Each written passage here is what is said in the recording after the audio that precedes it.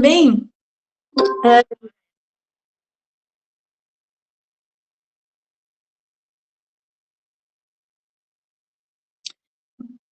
dando continuidade, não só o Evangelho segundo o Espiritismo, que Allan Kardec se baseou para estudar os apóstolos, né, a Boa Nova, nós também conseguimos estudar um pouquinho o Livro dos Espíritos e Céu e Inferno. Então, para falarmos sobre esse assunto, vocês não vão ver, porque eu nunca acerto apresentar sem dar aquele espelhamento. Então, vocês vão ficar nessa tela, mas eu vou seguindo aqui. Quando eu iniciei o estudo sobre Sede Perfeitos, me ocorreu algo sobre os 10 mandamentos. Então, o primeiro grande exemplo, caminho para essa sede perfeitos, para esta perfeição, foram os 10 mandamentos, que veio por Moisés, né, um dos líderes religiosos, um hebreu, que conduziu, né, tirou da escravidão, né, dos egípcios, dos hebreus, e trouxe para que aquele povo pudesse ter um pouco mais de organização e de disciplina. A equipe espiritual que os conduzia deu-lhe os 10 mandamentos. E nesses 10 mandamentos, então, recebemos esses 10 mandamentos há 1.500 anos antes de Jesus. Já era um roteiro para este caminho de entendimento, onde nós poderíamos, então, ser pessoas, criaturas um pouco melhores. Eu vou ler rapidamente, só para a gente recordar os 10 mandamentos que Moisés, mediunicamente, nos trouxe há 1.500 anos antes de Jesus. Então, amar a Deus sobre todas as coisas, não tomar seu santo nome em vão, guardar domingos e festas, honrar pai e mãe, não matar, não pecar contra a castidade, não furtar, não levantar falso testemunho, não desejar a mulher do próximo e não cobiçar as coisas alheias. Já pensou se a gente já tivesse aprendido a lição? Nesses 1.500 anos, quantas encarnações e reencarnações nós já passamos?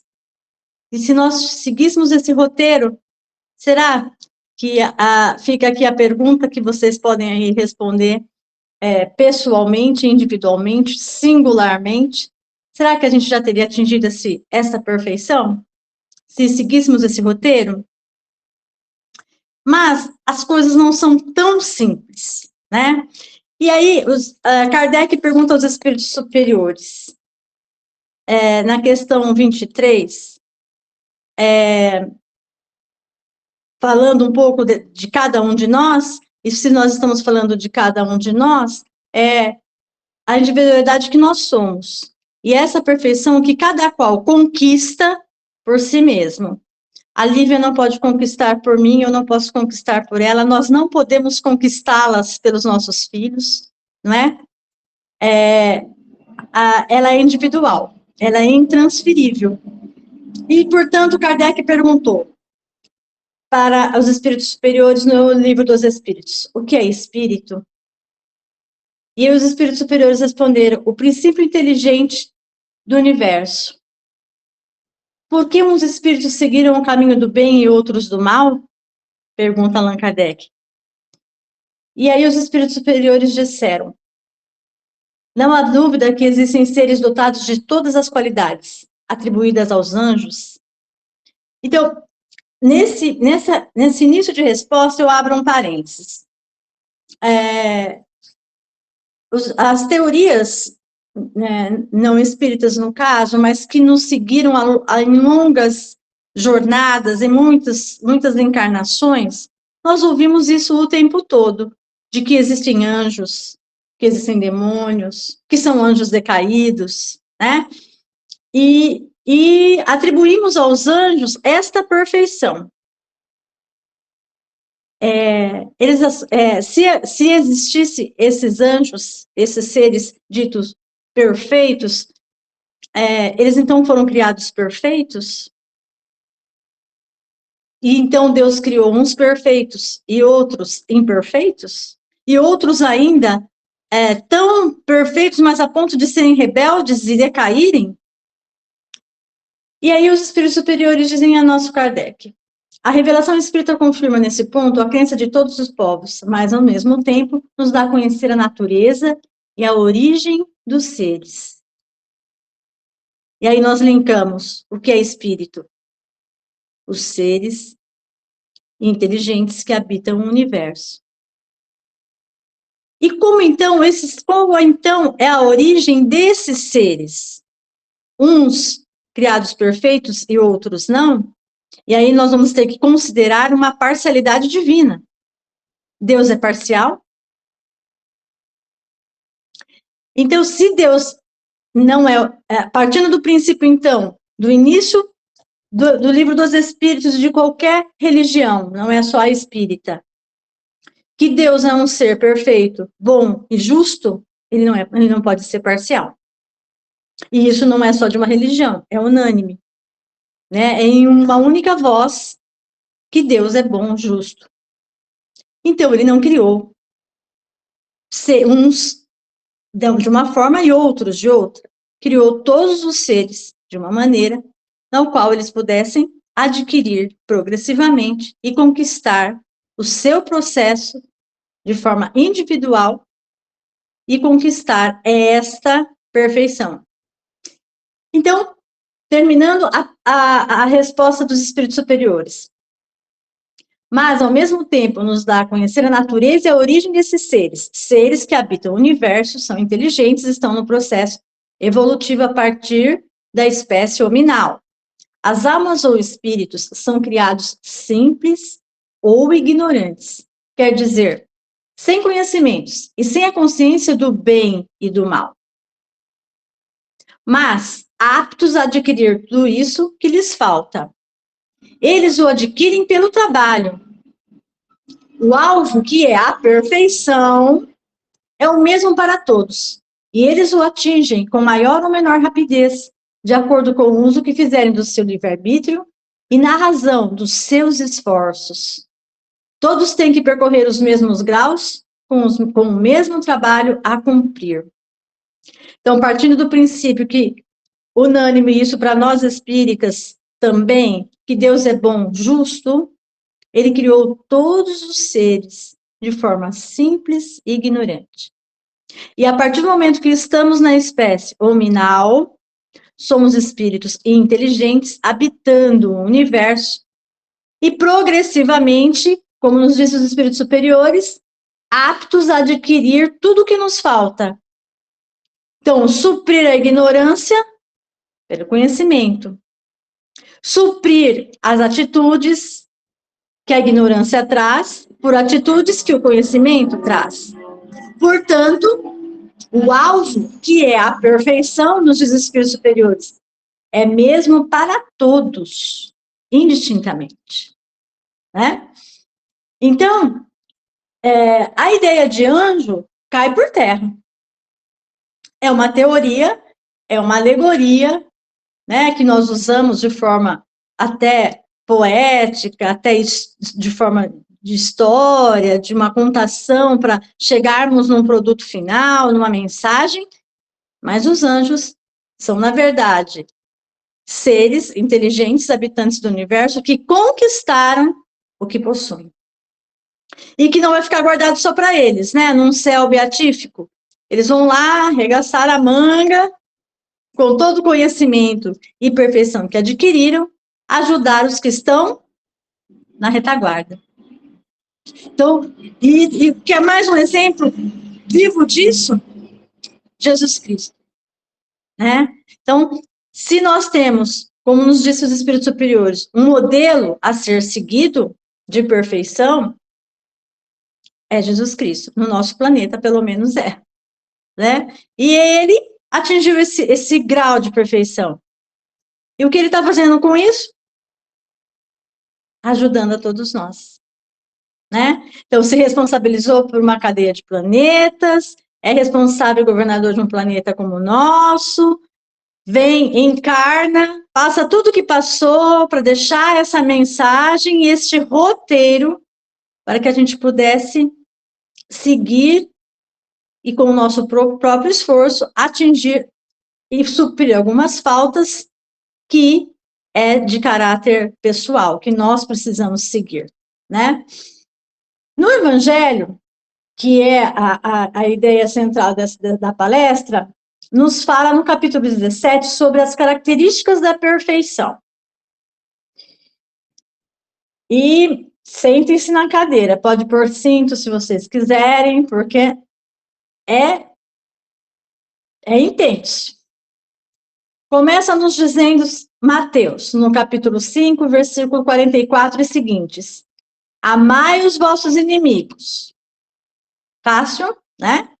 Fazei o bem aos que vos odeiam. E orai pelos que vos perseguem e caluniam.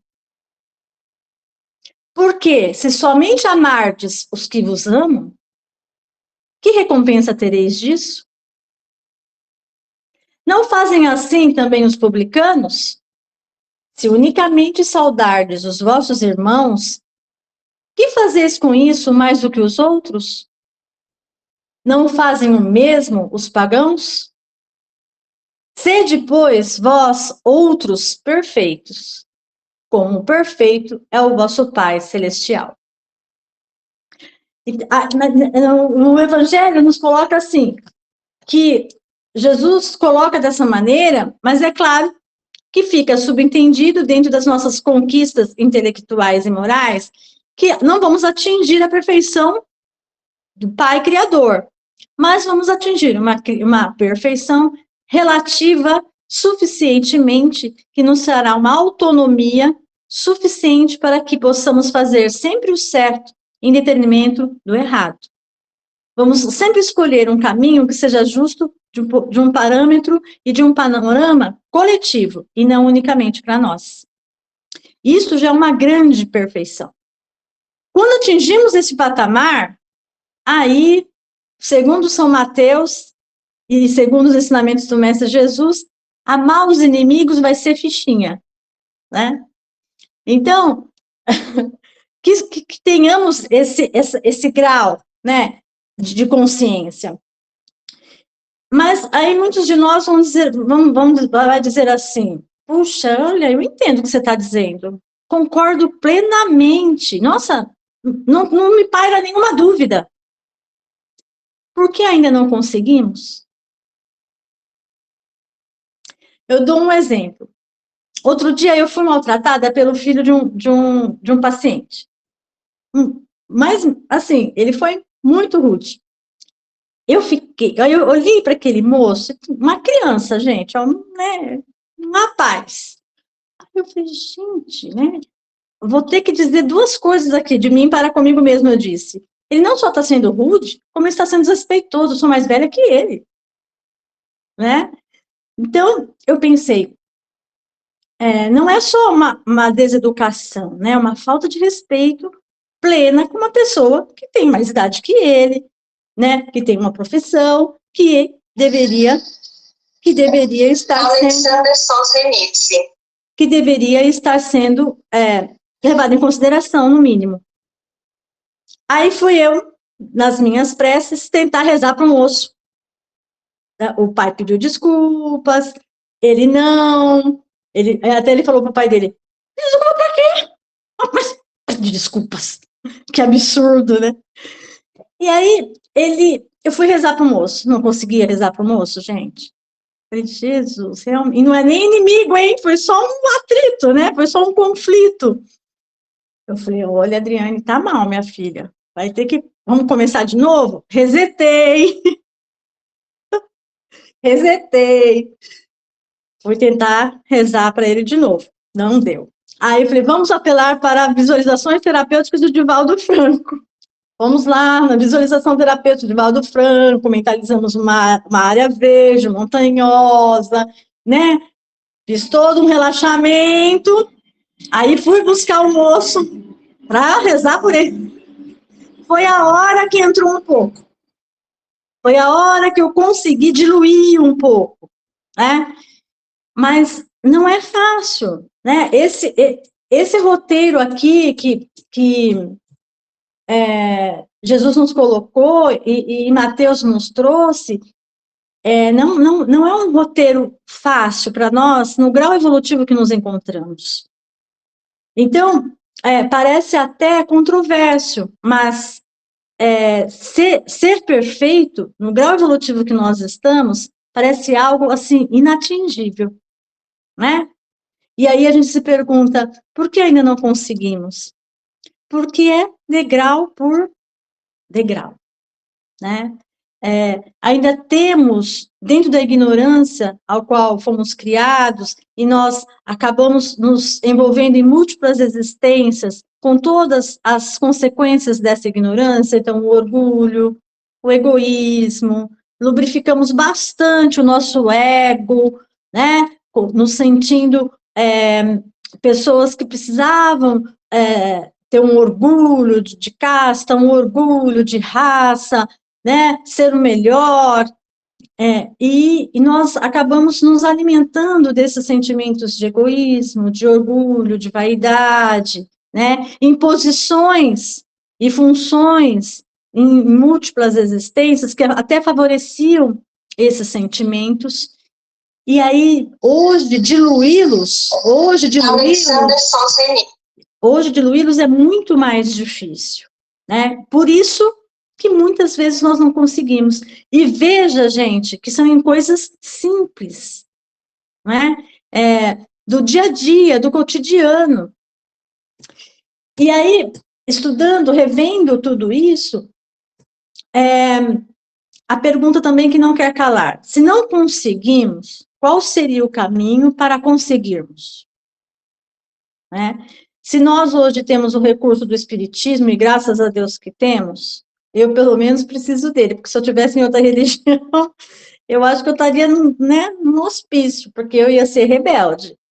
Então, não era qualquer coisa que iria realmente me tocar. Então, hoje, com os recursos que o espiritismo nos traz, a gente pode até tentar refletir sobre como podemos conseguir atingir este roteiro que o mestre nos colocou. Amar os inimigos, orar por aqueles que nos caluniam, né? Desejar o bem para as pessoas né, que ainda cometem erros graves. Então, um dos roteiros, além de amar os inimigos e fazer bem àqueles que nos odeiam, orar por eles, é seguir bons exemplos, disciplinarmente. Então, as escolhas, usar o nosso livre-arbítrio para escolhas que nos disciplinem. Então, se eu vou assistir ou ler algo que vai me desorganizar emocional, psiquicamente, tanto do ponto de vista material quanto espiritual, pensar melhor, né? Ser mais disciplinado nas escolhas dos exemplos que seguimos. Até, gente, eu posso falar que é um exagero, mas até no entretenimento.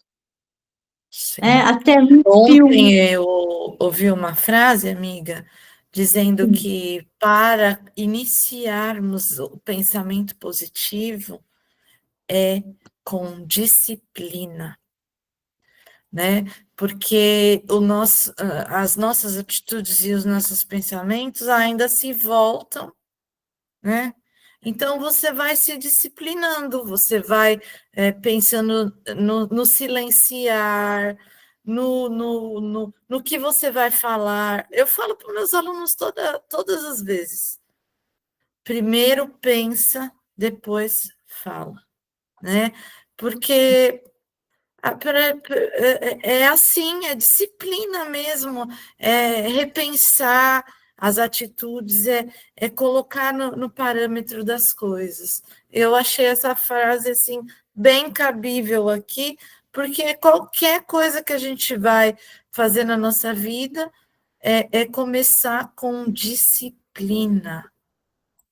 Que é, então, como a gente sempre ouve falar, né, a gente que está estudando o Espiritismo há algum tempo, a gente ouve vários exemplos, por exemplo, Emmanuel falava para Chico, né, disciplina, disciplina e disciplina, né, ou Chico, dando o exemplo, você falou de calar-se, né, mesmo que você queira revidar, né? Enche a boca de água, põe água na boca e não engole. Eu falo, eu vou morrer afogada, envenenada, tudo aquilo vai para mim. Mas que seja, é uma forma de disciplina, né? De cercear um pouco este processo que a gente vivenciou durante largas existências de egoísmo e orgulho. Depois, um outro roteiro, ter bons valores de espiritualização. Gente, outro dia eu estava falando com uma amiga e a gente chegou a uma conclusão assim interessante, no mínimo interessante.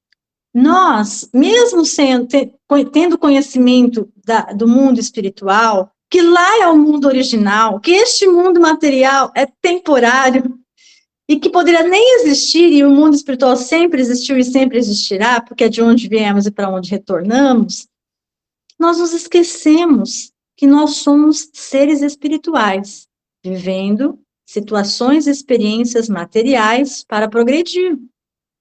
Mas, se nós formos refletir no mundo atual que nós estamos, e olha que estamos indo para um mundo de regeneração, o valor é o contrário. Nós vivemos e desejamos experiências materiais, né?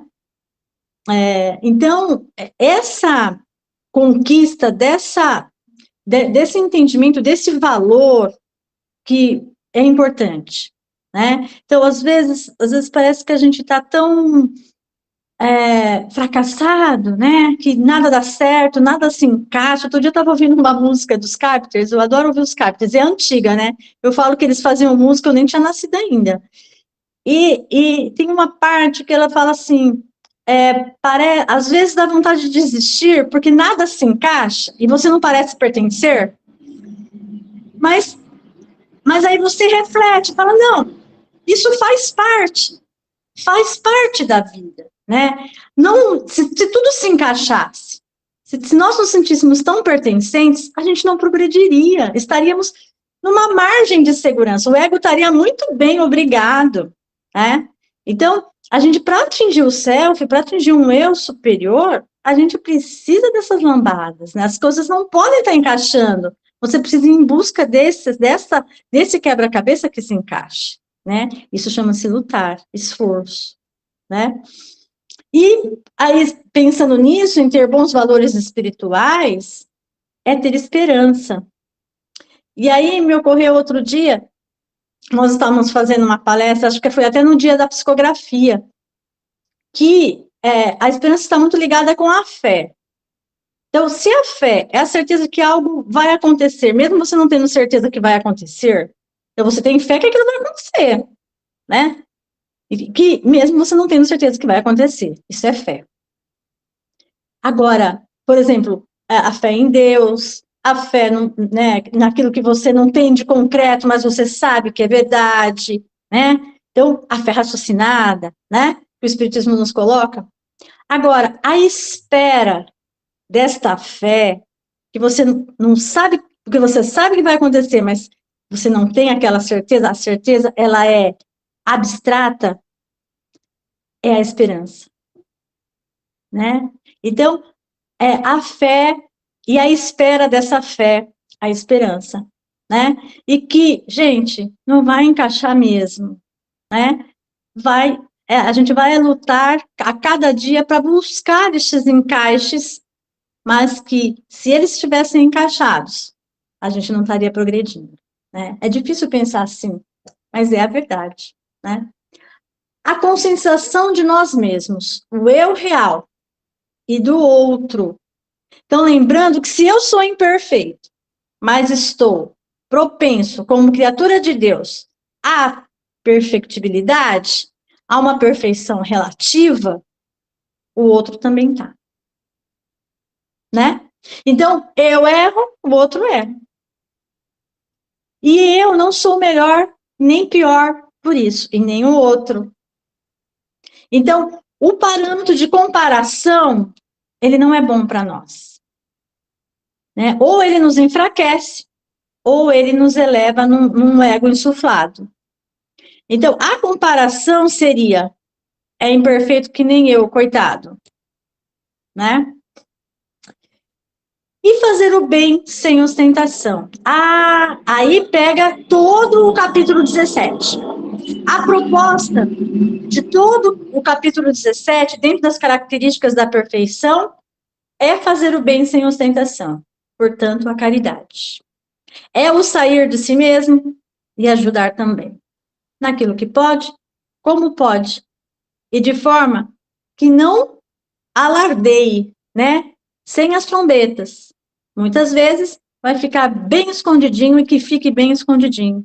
Fique só entre você e quem foi ajudado, e às vezes nem quem é ajudado sabe que foi você. Que bom que não sabe, né? Isso nos transforma de dentro para fora. Nos torna um eu menos apegado, né? Menos orgulhoso, né? E está aprendendo a ajudar, né? Então, este seria um caminho, um roteiro assim mais prático para que possamos entender as características da perfeição que Mateus nos trouxe dentro dos ensinamentos de Jesus.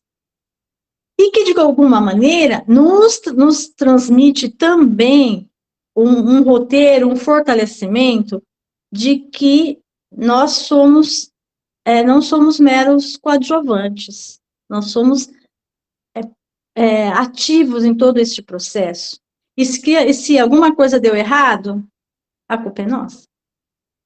Né? Em algum momento eu quis pegar um atalho, e esse atalho não foi bom. Né? E não há outro caminho, gente, dentro desses seres perfeitos. Porque se em algum momento eu achar que eu sou superior que o outro, eu outro dia estava pensando sobre isso, eu falei, nossa, como a reencarnação é mestra, né? Como ela é educativa. Porque se hoje eu estou numa posição, amanhã eu vou estar em outra. Porque faz parte do aprendizado, né?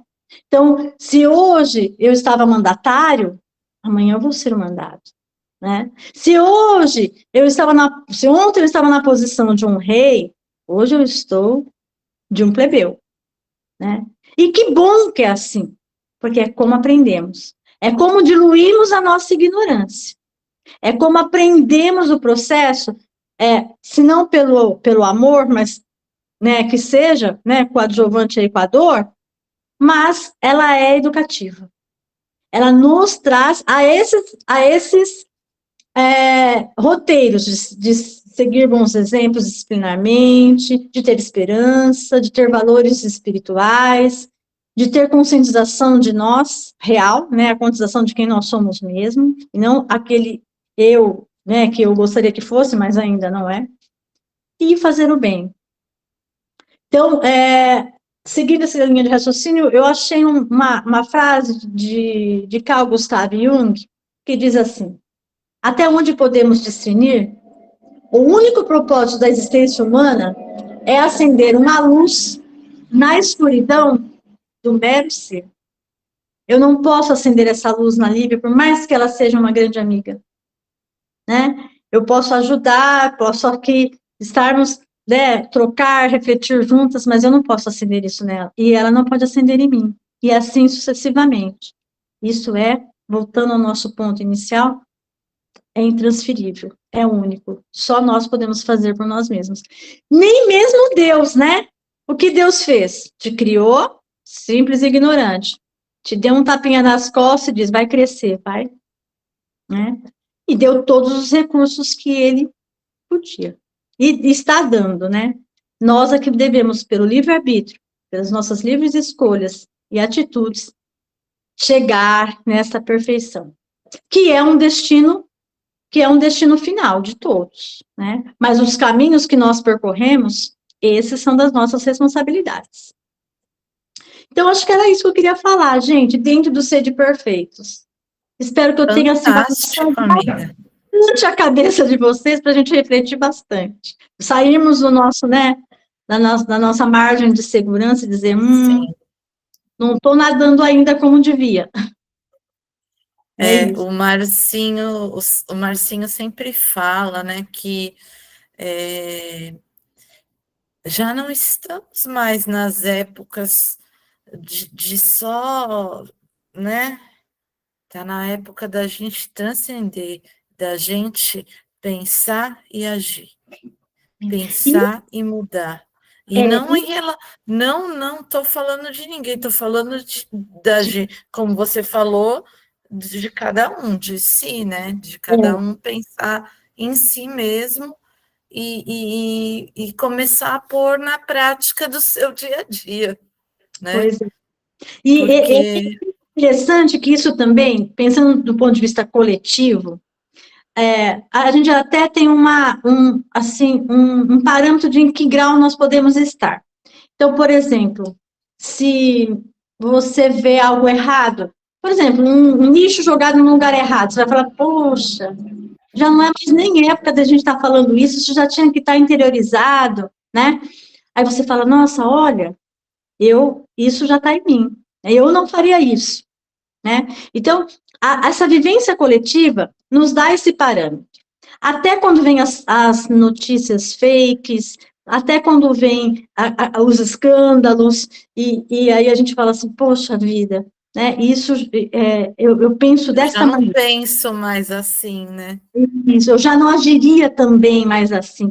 Isso é bom. Então, essa vivência coletiva e social também nos dá o termômetro desse nosso grau evolutivo, moral, né? E também sozinhos, às vezes você fala assim, poxa, agora é a chance de fazer qualquer coisa errada, ninguém está vendo. Olha, não está vendo. Então, também é um outro parâmetro. Nós estamos na heteronomia ou na autonomia, né? Se nós estamos na autonomia, eu vou fazer o certo sempre, né? Se tem regra, se não tem, se está na lei ou se não está, né? Mas se eu estou na heteronomia, eu vou precisar da lei, né? Eu vou sempre estacionar no lugar certo porque está na lei, senão eu vou levar multa. Agora, se não está na lei, eu vou parar, se incomodou, não estou nem aí, não é problema meu, né? Então, a gente pode ter também esse termômetro nessa vivência coletiva e social. Fantástico, né? Para refletir aí, para levar para a semana, pensando, né? Não vem acertar, Até bagunçar mesmo, viu, gente? Está bem bagunçado? Então, agora que está bom. que a gente está vendo essa desconexão de pensamentos e ideias, mas pensar que cada um está na sua faixa, né? Que está cada um no seu caminho. Bom, fantástico, amiga. Vamos então agora. Deixa eu parar a gravação, que eu sempre esqueço